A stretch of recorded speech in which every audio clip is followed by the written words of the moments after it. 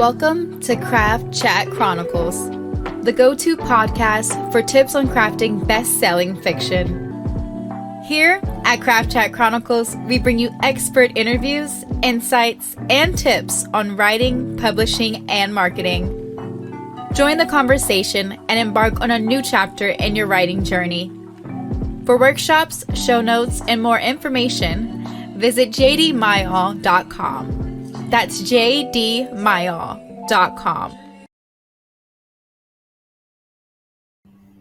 In Season 2, Episode 11 of Craft Chat Chronicles, we're going to talk to Susie Townsend. Susie Townsend has been at the top of the literary agent landscape for 15 years. She's sold books that have become movies and TV shows. She's negotiated deals for 6 figures and up. And she's going to tell you about her journey into the world of publishing. She's going to give advice on writing and craft. And she's going to tell you about the state of the publishing market and what's hot and what she sees selling now. So, without further ado, this is Season 2, Episode 11 of Craft Chat Chronicles. Let's get chatty. We're recording, so if you're shy, you can turn your camera off, okay? Welcome, everybody. I guess we'll go ahead and start it. For tonight's craft chat, we have Susie Townsend. Susie is a highly respected literary agent and vice president at New Leaf Literary and Media. She is very talented at spotting unique voices, and she represents some best-selling authors like Cassandra Clare, who's given us Shadowhunters and the Mortal Instruments series. And today she's going to talk about her journey as an agent. She's going to talk about the publishing industry, and she's going to give you guys some valuable craft and writing tips. So welcome again. Welcome, Susie. Yes, no, thank you.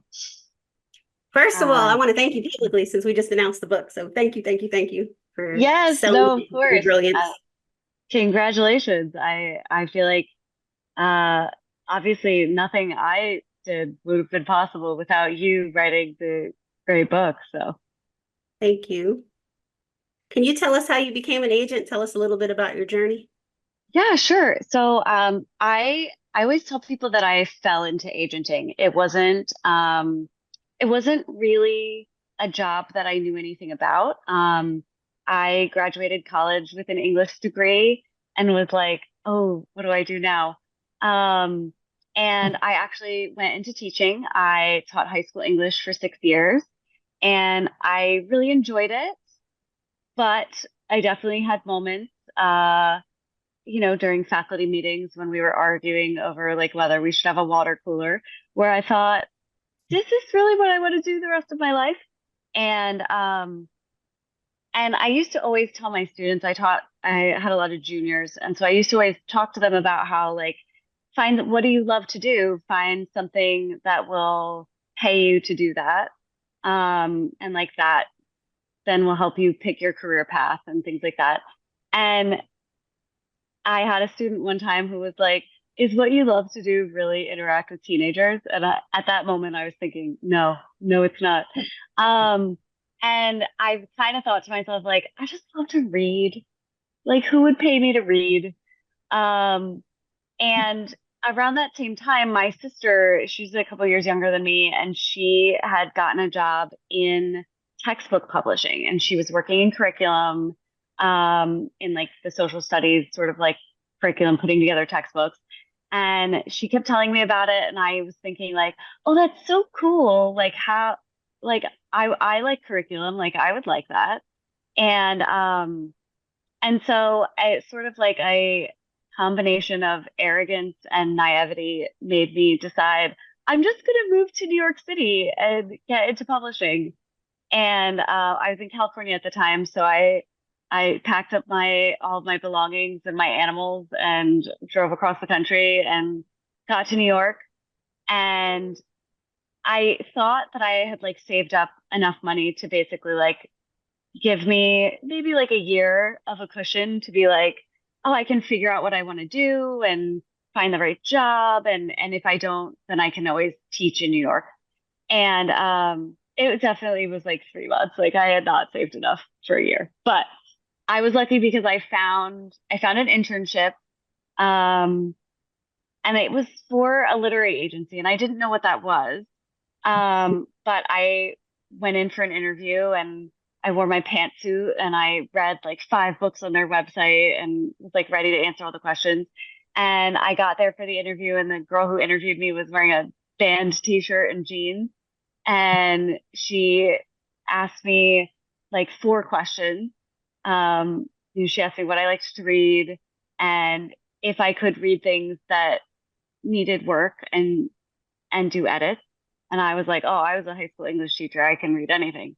And and then she's kind of like, okay, when can you start? And I was like, tomorrow. Um, and within like the first few days, I was like, oh my gosh, like screw textbooks. Like this is what I want to do. Like I could just this is a job. Like I can read fiction. What I did as an intern was I would read the queries that came in. And if I liked the sound of them, I would go to the agent and be like, I want to request this, and here's what I like about this query. And sometimes they would say to me, like, oh, I don't know that I want another mystery novel right now. Like, I have a lot of those. And in that case, if they were going to say no, then I would find basically someone else in the office, like another agent, and be like, hey, this agent got this query and doesn't want to see it, but I really think it sounds good. Like, could I request it? Like, would you look at it if it's good? And when the manuscripts came in that I requested, I would read them and write up notes. Like we called it a reader's report, but I would write up like, a synopsis of what happened and then also like what I felt were the strengths and weaknesses of a manuscript. And I loved it. I was like, this is amazing. I can't believe I get to do this. Um, and my internship was only like 2 days a week, but I kept finding excuses to come in every day, and read more and like do things and help out. And the head of the company at one point was like, you're here every day. And I was like, oh no, I'm gonna get in trouble. And he was like, I feel like we should pay you. And I was like, oh, okay, great. Pay me like more money. And so he hired me as an assistant. It's not exactly a well-paying job, but it was great. And when he had said to me at one point, like, oh, well, like, you know, do you want to become an agent? And at the time, I really had no idea what agents did. It just seemed like a lot of like phone calls. But I really liked reading the manuscripts and like finding clients. So I was like, maybe. And he was like, well, like in a couple years after you've assisted for a while, like if you do a good job, then like we can talk about maybe you signing your first couple clients. I was like, okay, great. And then a month later, he got a query for a YA paranormal romance. And this was in 2008, or actually it might have been like late 2007, but it was like just post Twilight, in that sort of like era of publishing where like YA was really expanding as a category. And paranormal YA was like what everyone was looking for. And my boss, I was like, I found this query. It looks really great. I had requested it. I read the manuscript. I loved it. It was a paranormal romance. It was a love triangle between, a normal human girl and then an angel and a demon. And I was like, it's so funny. It's so good. The voice is so great. Like, you should sign this. And he was like, oh, no, I don't really do YA. And I was like, but this will sell. I know this will sell. I know teenagers. I had to work with them for years. This will sell. Um, and he was like, no, it's okay. And I like asked everyone else in the office and I kept talking about the book. And then the author got an offer of representation from another agent. And so I told my boss again, I was like, here are all the reasons you should sign this. I know exactly where you should send it. I know exactly what you should do. And he said to me, well, if you love this so much, like if you want to offer representation, you can. You could be the agent. And I was like, okay. now that I've done this for many years, I look back at that and think he probably didn't think she'd sign with me because I was a baby. Like I was brand new, and I don't think he thought that she would sign with me because she had another offer. But she and I talked and we had a great call, and she did sign with me. And I went on submission with the project. I did some editing. We went on submission, and then I had three editors who offered, and so we sold the book at an auction. And then my boss was like, "Oh wow, like you did know what you were talking about." And so he was like, "If you want to take on a couple clients, we can make that work." Um, I also look back at that time and think like there was so much I didn't know. And there was a lot of like, pausing to be like, wait, how should I handle this? But I was very fortunate that I had some good agents at the agency who were great mentors and like helped me along the way. But that was sort of like how I became an agent. Um, and now it's 15 years later ish. Um, and I have about like 30, I think it's 31 active clients that I work with. And there was a time that I tracked like how many books I had sold. And I've since lost track, but I feel like that's a good problem. It is a great problem to have. So what does a day in your life look like now? Um, so now there's always a lot of email. I get probably about 200 emails a day. And then some of them are ones that I am just like a fly on the wall for. It's, my authors are talking to their editors or their publicists or different things like that. I have to read everything because something might come up that I need to weigh in on. Um, but it doesn't always require a response. And then other emails are emails that I definitely have to respond to. If someone is like, "Oh my gosh, I hate my cover," or if an author is thinking like, "Well, I really want to do this anthology that I got an opportunity for, but like, will it fit into my schedule?" Um, so I definitely answer a lot of email. I also, at this point in my career, I have a lot of meetings and phone calls. And sometimes those are meetings where like I'm meeting with an editor and we're catching up, whether it's, we're getting together in person or we're getting together on the phone. But I'll be asking them like, what books do they have coming out soon that they're excited about? What holes are on their list? What things are they looking for? Um, or I might be meeting with authors to talk them through like if they don't like their edits or if they're struggling to finish something on time. We might also be meeting to talk about strategy. I also have a lot of calls and meetings about like marketing and publicity plans for books that are coming out. As an agent, I always say like it's you start working on a project before the book deal. And you might edit it, get it ready. And then the next step on it is like you might step back a little bit as the author works with their editor. But at the same time, you're always there to sort of troubleshoot any problems. And to also like, especially with a first time author, prepare them for like, what are the next steps?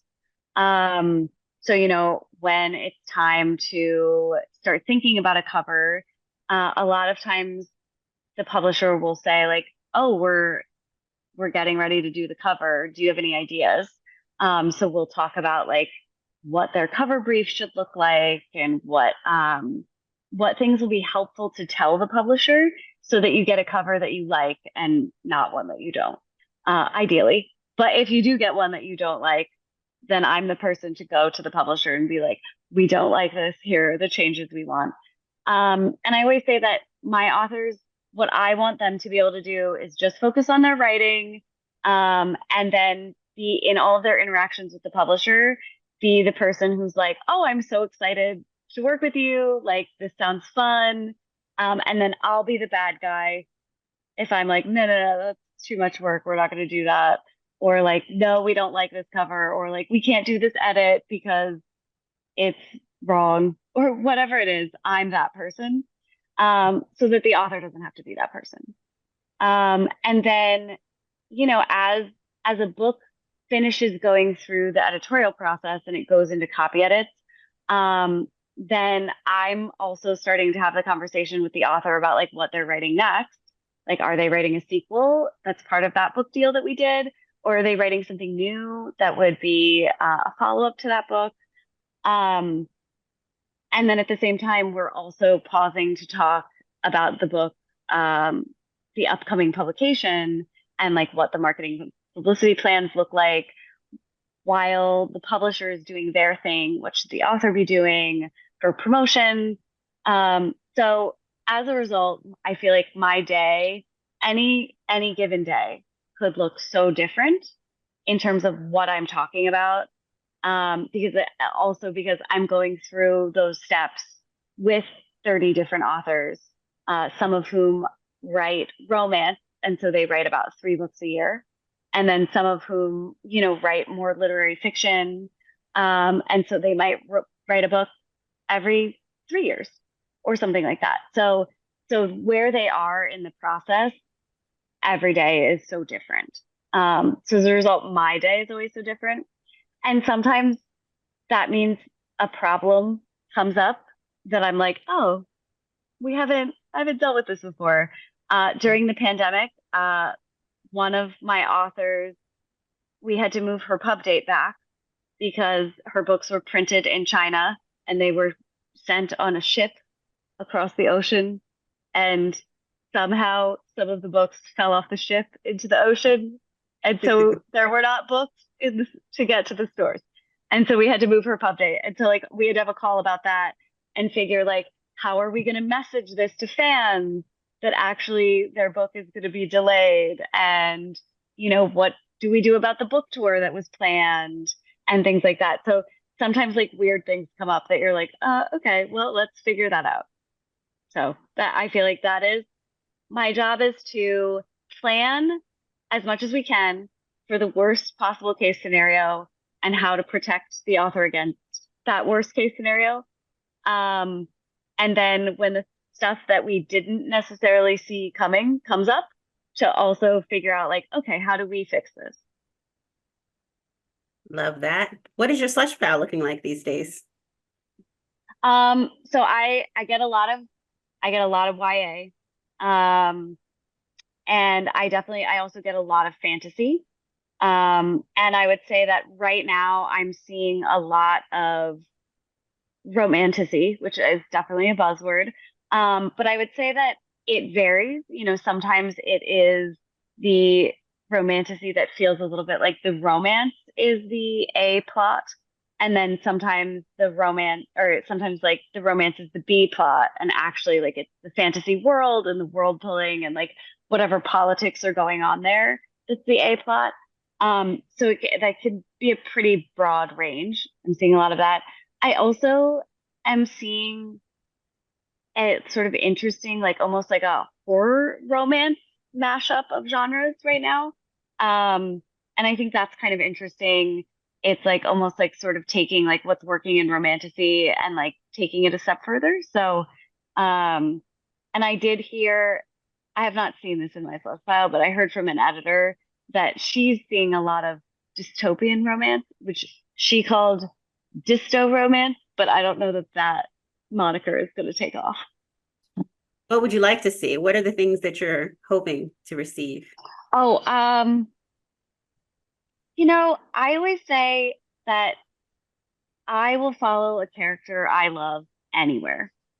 And so, and I guess like what makes a query stand out the most to me is actually like the voice in the query. And I know that's really hard. Like it's really hard to get voice into your query because it's very short.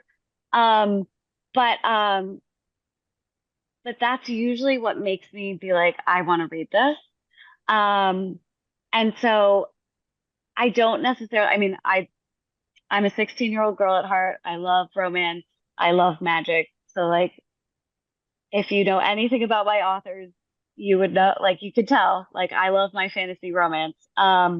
which is why I get a lot of it. But really, I think that, I love things that are grounded, that, have slight speculative elements, that are, um, family relationships or rom-coms. Like I love, I was that kid that loved to read anything, and I still am. So I I love characters who are like really passionate, who mean well, but are flawed, and make those decisions that, like, as a reader you might be like, oh, I see why you did that, but that's going to make everything so much worse.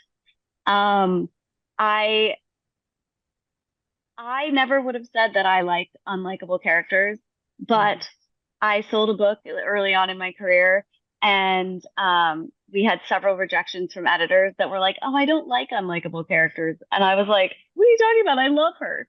And I realized, oh, I do.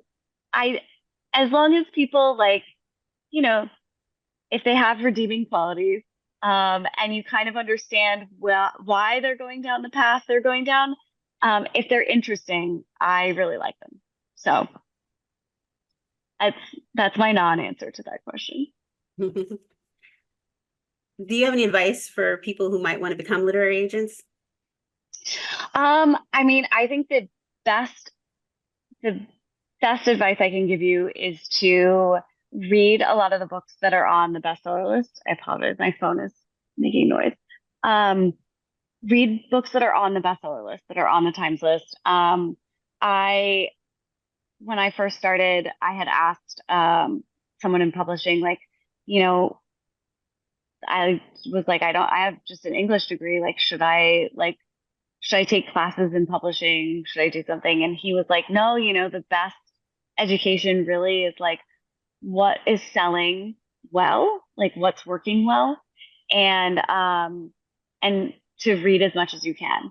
And so for me, one of the things that I think really helped is, like, I read things that hit the bestseller list that people were all talking about. I mean, I remember reading 50 Shades of Grey, and it was not my favorite read, but it was like I always approach books that, like, maybe I didn't love, but that were selling really well, with the idea of, like, well, what is it? What is it that the average consumer is reading and loving about this? Like, what do they like about it, and what is kind of pulling them in? What's making them go on to, like, the next book? Um, and I think that's probably a very similar quality that's helpful to you, whether you're an agent or a writer. Because sometimes, like, you can look at a book and be like, it's not my favorite, but the way the author, the way they end each one of their chapters or something really makes you want to kind of, like, keep turning the page or something like that. Like, you can usually find a reason of, like, why other people might be loving it, even if it's not your favorite. Love that. What genres do you think are selling really well right now? So, the fantasy romance is selling really well right now. I think that it's it's one of those genres that has a little bit of something for everyone. Um, Rom-coms are still doing very well. Um, I think that there's a little bit of element of escapism right now. Like, and I would say that we've seen this since the pandemic. Going into the pandemic, beforehand, I remember people being like, "Oh yeah, I have a lot of fantasy on my list. I don't know that I'm acquiring much more." And then the pandemic hit, and suddenly it felt like everyone's like, "No, no, I do want fantasy because I want to get away from real life." And I think that's still the case. I think that horror has really been doing well also, and I think that it's almost like an element of, like, you read something and you're like, oh, my life's not that bad. Um, and um, and then I think that it's hard to do a book that's funny, and so humor always does really well. If you can actually make people, like, laugh out loud, then that always does well. What do your agent author relationships with your client look like? Do they pitch you novel ideas, or do they send you proposals, or do they send you whole novels? So it sometimes it depends on them. I have one author who she always says that if she starts trying to talk about a book before she writes a draft, that she won't be able to actually finish the draft, that she has to just sit down and write. If she tries to talk about the plot, like it's dead. So she'll just email me and be like, I wrote a thing. Here it is. Um, and I've had authors before who will write something and send it to me and be like, I started this project as a YA novel or as an adult novel, but now I wrote it and I don't know what it is. And I always say like, that's fine. I'll read it and I'll tell you like where it will go. And then on the other end of the spectrum, I have some authors who will have like a spreadsheet of ideas. And when it's time to think about a new book, they'll send me their spreadsheet and kind of be like, what, which one do you think I should write? Like, what do you think is the most commercial? And we'll potentially like talk about several ideas and then pick one. Um, and and then I have some other authors who fall in the middle where it's like they'll work on something a little bit and maybe send me like a snippet or send me kind of like a pitch or like a first chapter and ask for my thoughts and then and then dive in full speed ahead. So I think for me as an agent, like every author works differently. And so I have to be a little bit adaptable to the process because I can't actually do anything, right? Like my job doesn't exist if I don't get a manuscript, if I don't get the book. Um, so whatever's going to help the author get that book written best, that's what I'm here for. Awesome. I'm going to move into some craft questions. What are the essential elements of a good YA novel? Oh man. I mean, so I think one of the things is that as a teenager, like everything can feel so life or death. Um, and so the in a YA novel, that sense of like urgency, I think is so important. Um, and obviously, like if you're, writing a dystopian novel like a Hunger Games where, kids are killing kids and are you going to survive? Like that's clearly very life or death. But I think that, you know, if in a situation where like, even a book where the plot is just like, about a girl whose mom is sick, that's still life or death. That's a life or death situation to that character. Mhm. And so I think that you can still infuse a sense of urgency into almost any situation in a YA novel. Um, but I think the best way to do that, or like the thing that you really need, is to ensure that there's so much emotional resonance um, between the reader and the character. And I always, probably everyone I work with, who's a writer gets annoyed with me because one of the questions that I'm always asking in edits is like, but what are they thinking right now? How are they feeling? How did they react to this dialogue that this other person said? Um, and I think that particularly in YA, like closing the narrative distance and like really getting into the character's head helps really build emotion and create that resonance with the reader. What do you look for in the opening pages of a manuscript? What do you like to see on the first page? Um, so early on in my career, I went to a writing conference and someone had asked, oh, I was on a panel with a bunch of agents and someone in the audience asked like, when, like how much do you read when you get a query, like in the pages, like how far in do you read? And there was an agent who had been in the business a long time. He had a lot of bestsellers. And he said, I read the first line. If I like it, I read the second line. If I still like it, I read the third line. And he was saying, like, as soon as I'm not hooked, I can put it down and walk away, like that's when I stop. And at the time, you know, everyone thought that that was a very harsh answer, but I do actually think that it's really true. In that, like, in if you think about it, like when I go to look at my queries, I usually have, probably it does amount to probably like between 150 and like 200 queries a week. Um, and I often am sitting down to do them like once every couple of weeks. So they've piled up. Um, and my goal is to go through them and like read them all, uh, in one sitting and say yes or no very quickly. And so in terms of like the the writing and the voice and the character and everything like that, I feel like you really need the character and the voice of the manuscript to sort of like pop off the page right from the get-go. Um, and and it again it sometimes that's really easy if you have a really high stakes plot to like, start in the middle of the action with something surprising and sort of catch someone's interest. Um, but there are like so many beautiful books out there where like it's just the character's voice talking about something that's interesting or important to them that really kind of like opens the manuscript and makes you feel like, oh, I want to get to know this person. Like I I want to know like where they're going. Love that. What's the biggest mistake that you're seeing in your slush pile currently?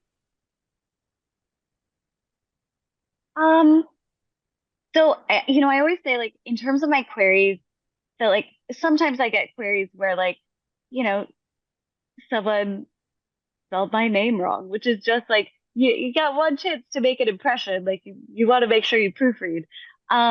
Or like sometimes I'll get things where like someone, clearly doesn't, they're not telling me what their book is about. Which is like the number one thing I want from a query. Um, but but I would actually say that for the most part, I don't really see that many like queries where you're like, oh, this was a big mistake. Um, And as a result, I think that like the biggest thing that makes me pass on a query is that it feels a little forgettable, or Mhm. it feels too much like something I've seen before. Like it just doesn't feel like I'll remember it tomorrow. Um, and and I this is why I kind of think for me, at least, it comes down to like the voice of the query because there are, you mentioned Cassandra Clare. There's a lot of plots that might be similar to some of her plots out there. Um, but I think that it's the voice that tends to stand out and tends to make people then like talk about the characters. Like fandoms, they always respond to characters more than they respond to like the world or the actual plot. Like they like those things and they think they're cool, but you always see fandoms arguing over like love interests and things like that.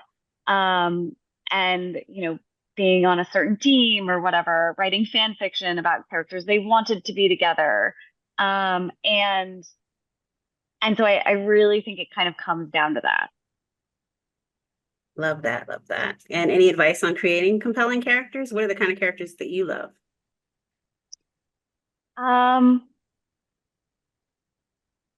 so I think that probably the big advice, I guess, that I have on compelling characters is that you want to know them so well. Like you want to know them inside and out. You want to know their personality. You don't have to necessarily know their like astrological sign or like things like that, but like all of their personality traits, like you want to know that inside out. You want to know their motivations. You want to know like what they would do in certain situations, because the more you know the character sort of off page, then the easier it is to get that on the page. And at the same time, I would say that the biggest advice that I give authors in terms of their characters is when you're, particularly when you're editing, like once you have a full draft, and you're rereading and looking at everything, like I would definitely make sure that when you're talking about your character's emotions or you're, trying to convey their motivations or their reactions to things, I would say that like you probably want to eh, like flesh it out like one step further than you think you need to. Because once you know a character well, it's easy to feel like you've like conveyed their thoughts and feelings and everything on the page. And sometimes, to the reader who's just meeting them for the first time, sometimes we need more. So I often give that note. Um, in terms of like what makes a character compelling to me, I mean, a little bit along the lines of what I said earlier about how like I really like characters who make mistakes, who mean well but make mistakes because particularly in YA, if you're thinking of YA novels, because um, you know, all of us as teenagers made some, I'm sure, some pretty embarrassing mistakes.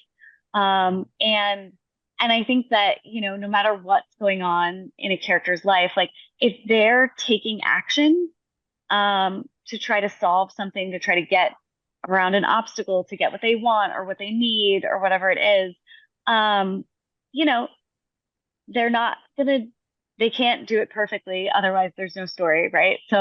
Um, so I love characters that like, they have good intentions, they think they're doing the right thing, but perhaps they're not, and they're making mistakes, and then, the stakes keep building from that.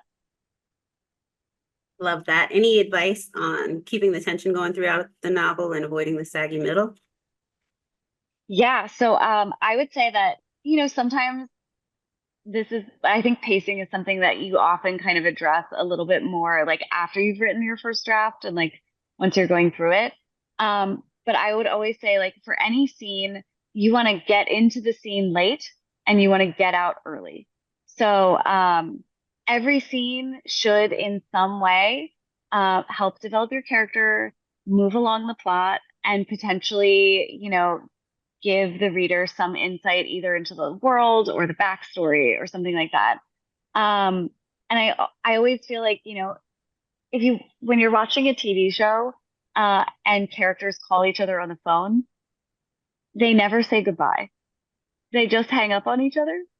And it's something that I feel like as the audience, when we're watching, like we don't even really think about it because you see them, they hang up, like the phone call's done. Good. But it's because that even though that's really unrealistic, like I can't think of the last time I just hung up on someone at the end of a conversation. Um, it's almost like the goodbyes can be implied. They don't need to be written out. And I think it's kind of like a good analogy for getting out of a scene early or getting in late is that, you don't need your hellos and goodbyes. You just need to get into the scene. Um, and then I also think that sometimes, um, you might, as you're looking at a scene, if you're thinking like, oh, this scene doesn't really move the plot forward. It does tell me some things about this character, but it's not moving the plot forward. That might mean that you want to take those character details that are learned in that scene and you might want to add them somehow in a different scene, like the scene right before it or the scene right after it.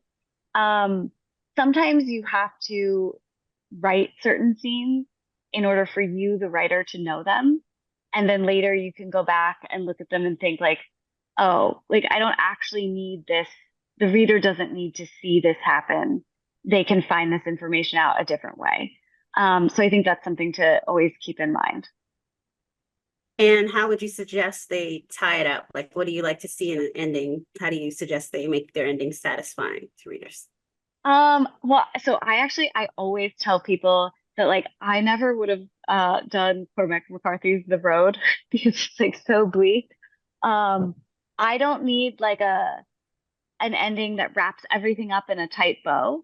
But I usually like I want enough closure. So like, if you think about a plot, like any plot boiled down to its like most simplest form is that you have a character who wants something, there's an obstacle in their way, and they take action to try to get it, and things go awry from there. Um, and in the end of the book, they might not get what they want. Sometimes they do. Um, but if they don't get what they want, they usually get what they need instead. And so I think that like you want some sense of closure in that respect. Um, and it doesn't have to be happy. It doesn't have to be all wrapped up. I personally like a hopeful ending, but plenty of other people like their bleak, sad, or like terrifying endings. So, if you have an ending like that, it's okay. It's just probably not for me. Love that. Love that. So you read the manuscript, you adore the manuscript, you're ready to make the call. What are you looking for in the call? And what should we be looking for when we talk to agents? Yeah, so for me, what I'm looking for is I your agent author relationship is a long-term partnership.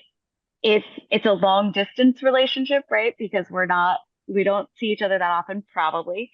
Um, and so I always want someone who is a really good communicator. I really want to know like what are their hopes and dreams? Like what are their pie in the sky goals? What's their vision, not just for this book, but for their career as a whole? Um, and you want to be able to balance that a little bit with like the big goals, but also like the dose of realism of kind of like, I had an author who said to me one time, she was like, I want to hit the bestseller list, maybe not with this first book, but someday, like that's my goal. Like I want to hit the New York Times list. I want to be able to say that I was a bestseller. And I was like, yeah, that's great. And I had another author who was like, she was like, she has a degree in script writing, and she was like, I someday like my pie in the sky goal would be to get the film rights optioned and be able to write either the screenplay or the like the TV pilot. And she always says like it doesn't have to, I don't want final cut, but like I'd love to be able to do like a first draft. Um and I think for you, what is probably like the things that you want to think about in terms of an agent is one, I mean, do you feel comfortable opening up to them and talking about like your vision for the book and your career and things like that? Um, do they seem receptive to the ideas? Do they seem to have a similar vision for this book and like for your career? And I think like a good way to ask that question is to think about like what you can ask the agent, like, what are the comp titles that you see for this book? Because if you're envisioning your story as, something that sits on a shelf next to like Emily Henry or like Allie Hazelwood, and the agent is like, oh, the comp titles are, and they'd give you something that's like much more obscure, then you kind of know like, okay, we might not have the same vision for this. Um, and then I also think it's probably really important for you to also talk about like, what other kinds of books do you want to write? Like, are you someone who like is like, I just want to write YA. I always want to write YA. I'm not ever going to want to do anything else. That's totally fine. But if you're also like, no, I wrote this YA book and I'm excited about it, but I also someday like want to write adult books, and I have this one weird middle grade idea, and like maybe I want to write a picture book. Like those are all things that you want to be able to talk to that agent about, and like make sure that if you guys worked together, if you wrote something that's not the same as what they're signing you for, are they still going to want to work on it? If they read something and it's not their favorite, what do they do? Like, are they going to give you notes and help you get it there so that it's ready to sell? Um, are they going to know editors in different spaces to help get it to? I often tell clients or prospective clients, like, I I've done a little bit of nonfiction, I've done a little bit of picture books, I've done a couple graphic novels. They're not my forte, but I know the right editors to get the books to, and that's kind of what matters. Um, I've never done a business book. You would not want me to sell your business book. But there are people on my team. So if I signed someone for a Y fantasy and later they wrote a business book, we have someone who can help them sell it. It just wouldn't be me because I would not know anything about who to go to for that. Love that. Love that. We have some questions in the chat. I'm Yes, gonna yes. read. Okay. One person says your manuscript wish list says you like upmarket fiction, upmarket book club fiction. What does that mean, and what does that look like to you? Yeah, sure. So upmarket means basically kind of like not quite literary fiction, but like less James Patterson and like more oh gosh, now I'm blanking. But like just like a little bit more elevated, like the kind of books that you would read in a book club and talk about, or the kind of books that would have the discussion questions in the back where you're talking about not just plot, but also like theme and intention and like, you know, what do we think the writer was thinking when they did this? Um, and that's probably a little bit of my background as a former English teacher of like I really liked um the ability to sort of like dissect something and think about the bigger picture. I want things with a little bit more heart and a little bit of philosophy and not just like, oh, it's all action.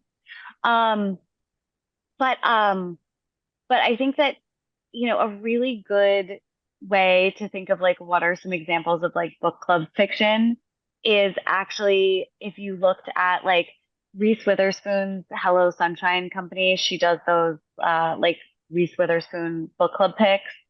Um, or there's that company Book of the Month that chooses, they usually choose, I think it's like 5 books, and their subscribers will like get one each month. And those are, I would say, like really good industry examples of what book club fiction means. It's often, it doesn't necessarily have to be um, any specific genre. Like sometimes you get things that feel very like general fiction or like a family saga, or sometimes you'll find something that is like a very light, accessible, like fantasy or feels a bit like a fairy tale. And then other times you get books that they might not be like a mystery, like might not be that someone's died on page one, but there might be a mystery element to the plot that's kind of like pulling the reader along. Um, but but usually um they all have that sort of like, the things that you could really talk about and kind of dissect at the end, like ask questions about. Ashley wants to know. Ashley said you're interested in psychological suspense. Would you mind sharing what you're looking for in that genre? Yeah, of course. I mean, so I think that, I read obviously like Gone Girl and Girl on the Train and things like that, but one of my favorite books in that sort of psychological suspense genre was um, B.A. Paris wrote Behind Closed Doors. Um, and I actually listened to that as an audiobook. And I think the entire last hour of the book, I sat in a coffee shop just like because I just couldn't believe what was unfolding. And so the number one thing I'm looking for is that kind of like that shock value where like the twists and the turns are, things that like I won't see coming. But in terms of concept, I actually think that like some of those psychological thrillers that have worked so well, um, they work so well because they all sort of like ask the same question about like how well do you really know your husband? Or like, how well do you really know this person that you thought you knew so well? And I think that's a really compelling question. Now, there's kind of been a lot of that. So I think you have to think about it as like, how do you either do that in a different way, or how do you ask this? How does your book ask a similar but different question that a lot of people are going to resonate with? Um, but yeah. Does anybody else have any questions? Don't raise your hand because I can't see you all. Just ask. Yes, feel free to jump in.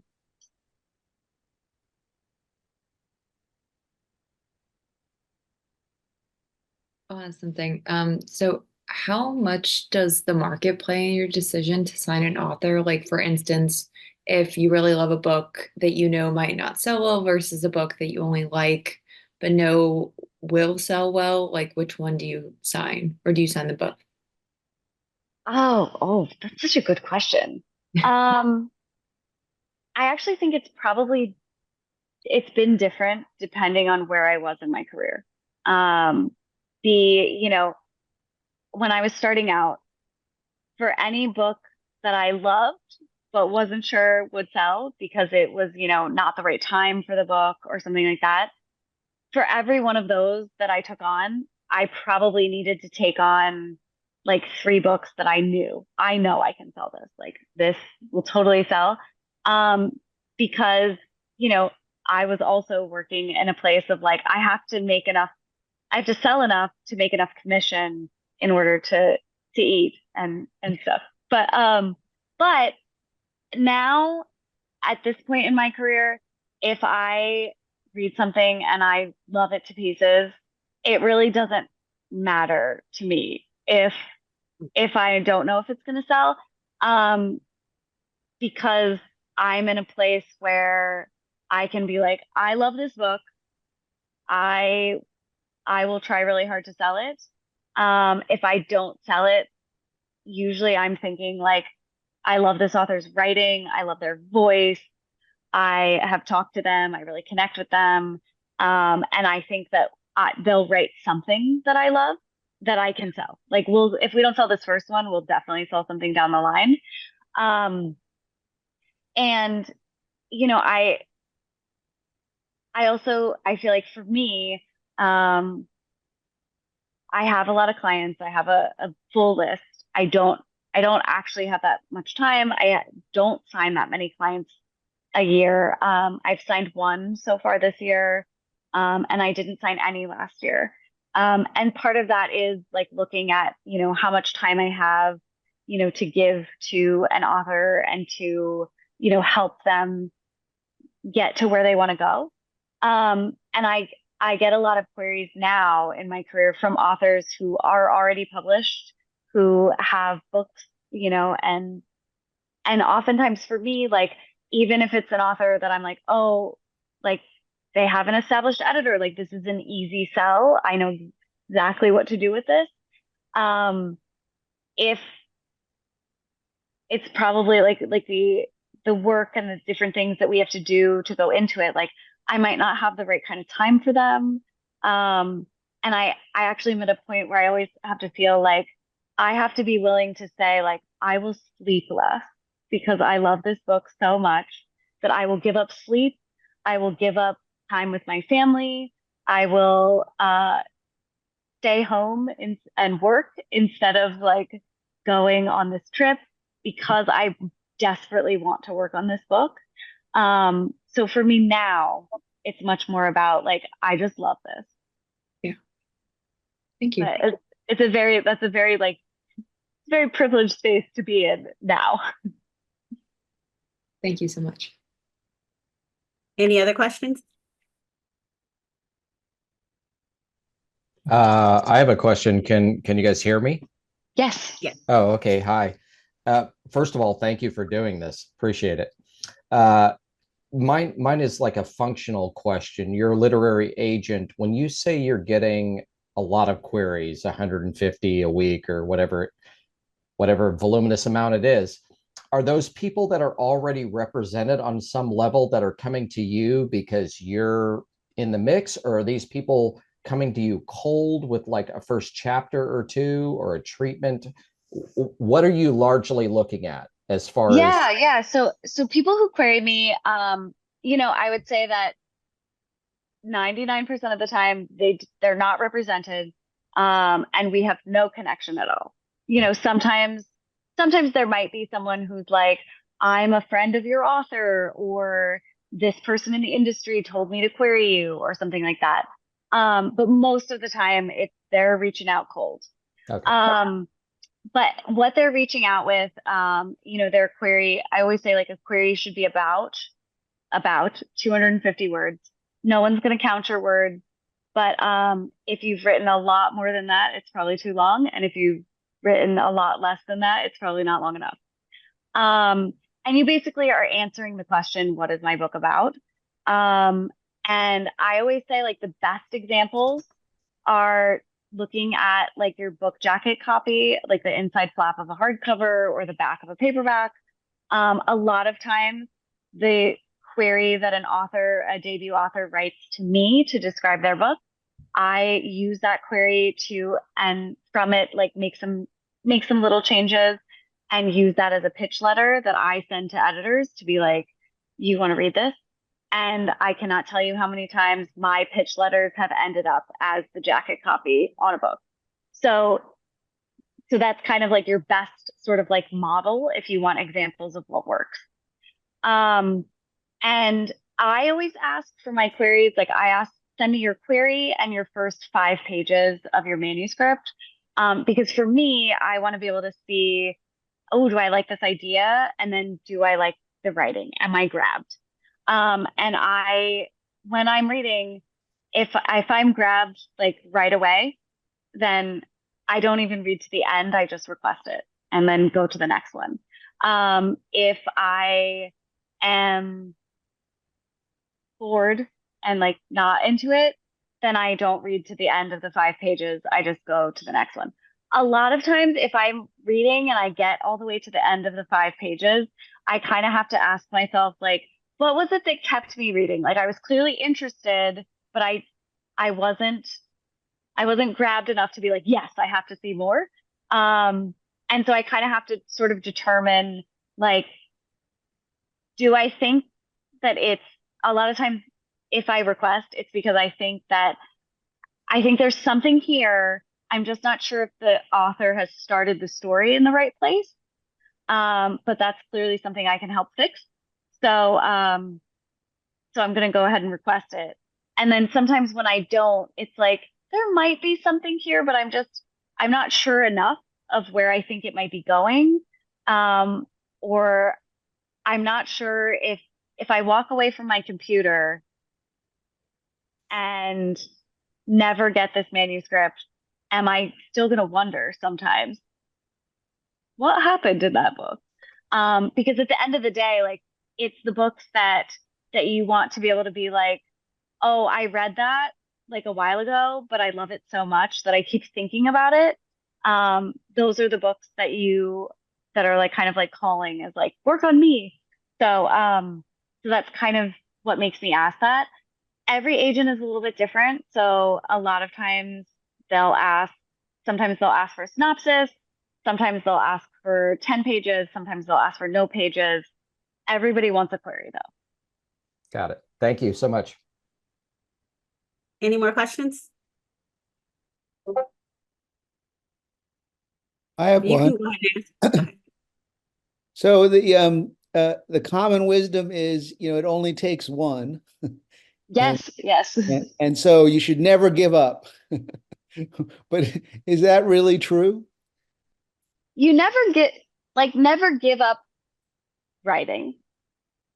Sure. Sometimes it's okay to give up on a book. And that giving up on a book is like, it's like you're putting it in a drawer. Because maybe you'll pull it out again someday later and look at it, and maybe not. Sometimes it's just not the right time for that book. I mentioned how when I started in my career, everybody wanted like a paranormal something, not vampires, they were dead, but like something paranormal. And, then very quickly after that, nobody wanted paranormal and everybody wanted dystopian or, the trends move around. So sometimes it's just not the right time for a book. But it could be the right time in 5 years. Like everything is very cyclical. Trends always come back. Um, one, one of the early authors I signed, we didn't sell her first book. And it was a contemporary grounded, it was a YA mystery. And no one really wanted that back then. And she wrote a second book that was dystopian. And that didn't sell. The world building didn't quite work enough. And then for her third book, she wrote another contemporary, and that we sold that. And that was her first published book. Those first two books we submitted to like 40 people, 40 editors each. And we got a lot of nice responses to her writing, but it just wasn't the right thing. But after she published her first book, when her editor was like, what do you want to write next? She went back to that first one and was like, I still love this book. I've grown a lot as a writer. I definitely like to make some changes, but what do you think about pitching this book to the editor? And I was like, yes, let's do it. And that was her second book, her second published book. So, so things always come back. I think that if you're writing something and you're querying and you're getting a lot of passes and I guess if you're getting a lot of passes, I'd say first revise your query and revise your first chapter and send them out again, because sometimes it's just the query. But if you're not getting good responses with it and you're feeling a little stuck, sometimes there's a thing where you can revise a book to death, and whatever the spark was that you loved about it in the beginning, like it kind of isn't there anymore. And I think that just means go to a different idea. Write something else, keep learning, keep practicing your craft. Like you get better and better as a writer with every book you do. And probably with every book you read too. So I think you just kind of have to keep going. I do sort of firmly believe that at the end of the day, the never give up advice is really good advice.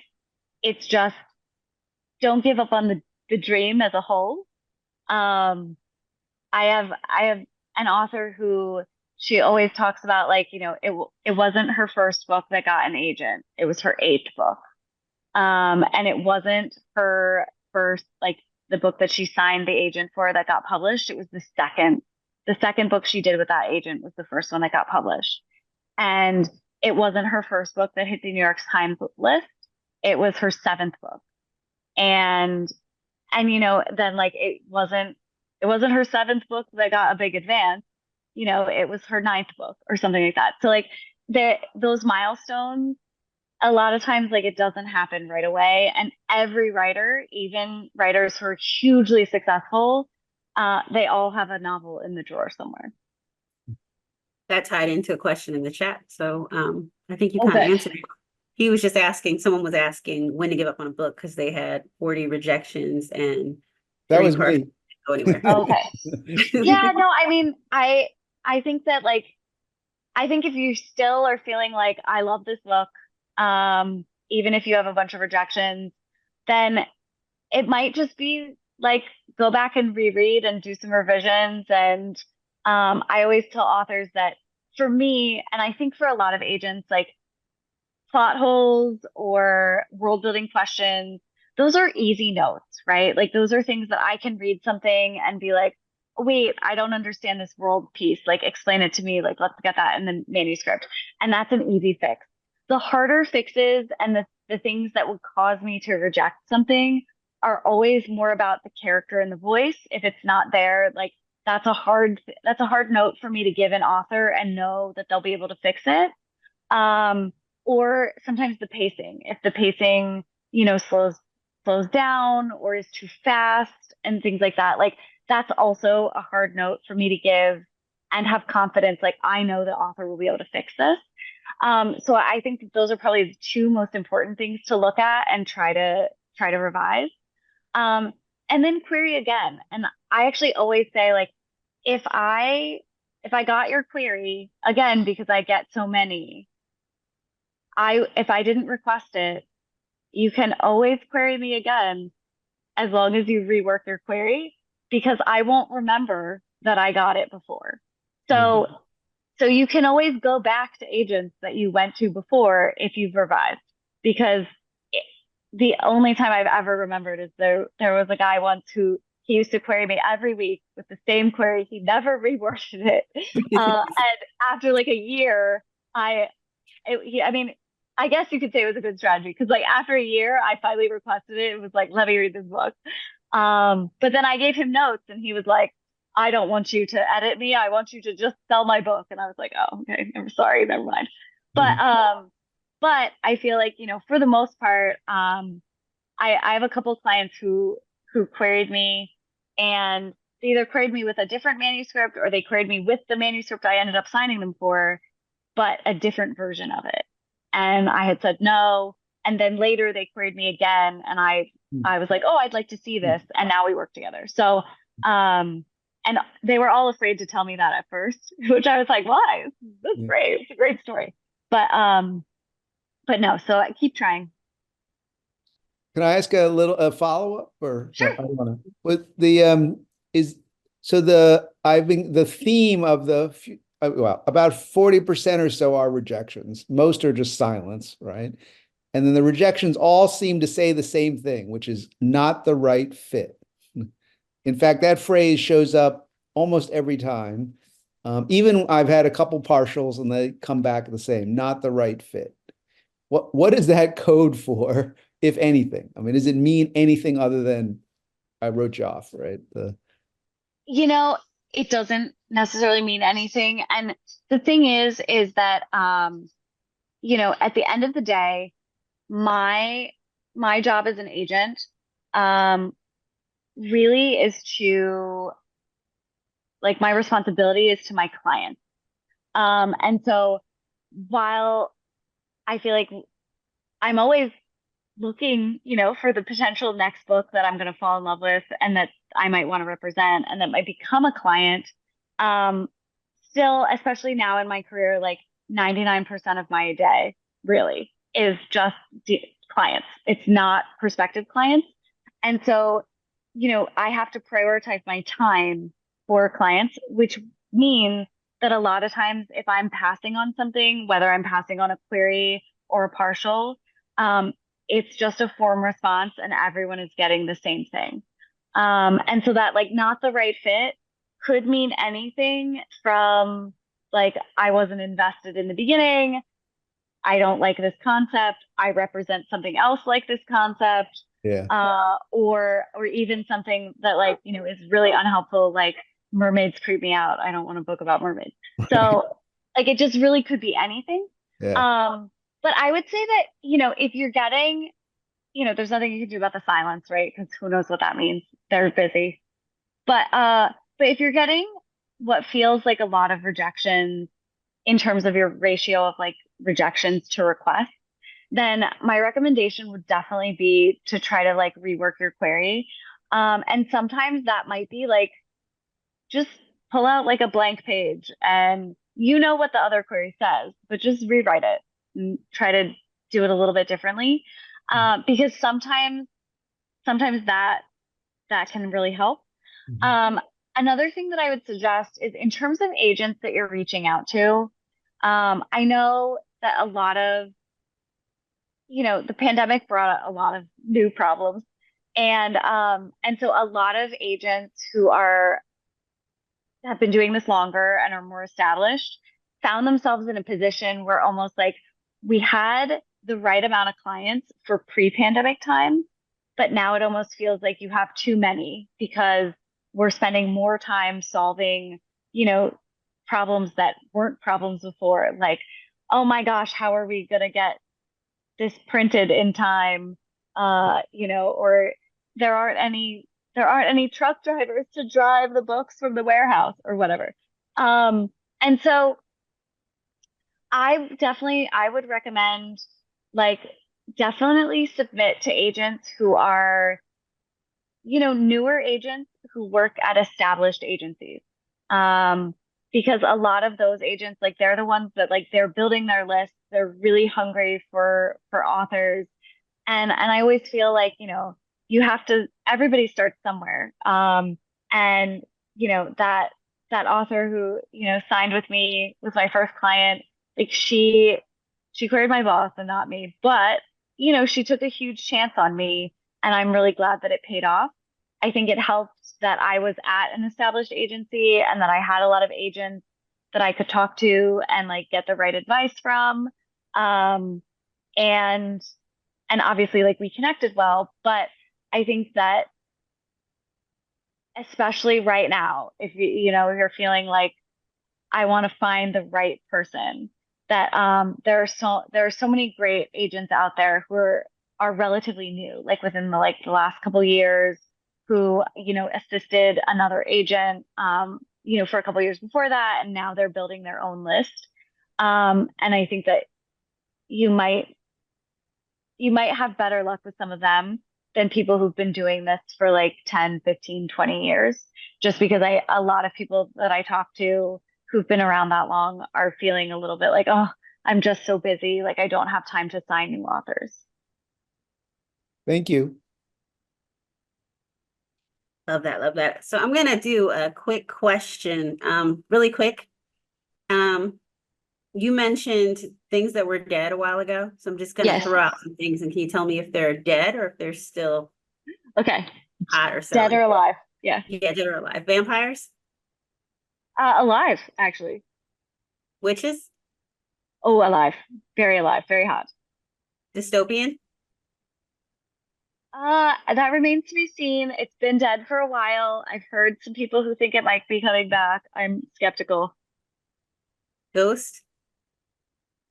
A little bit dead. Zombies? Pretty dead. I haven't heard anything about zombies. I'm just curious. Dark academia? Very hot right now. It just has to be like pretty different and distinct. Okay. Any other questions, you guys? Nope. Well, thank you again, Susie, for absolutely everything. You've been brilliant, and you've been so sharing your wisdom. We greatly appreciate that. No, thank And you thank guys you so much again for for the having announcement me. today. So excited. I mean, congratulations. I'm so excited for you. Thank you. Thank you. Thank you. Thank you. Thank you. Appreciate it. All right. Have a great Bye, night, guys. everybody. Thank Bye. you. Thank you. Bye. Thank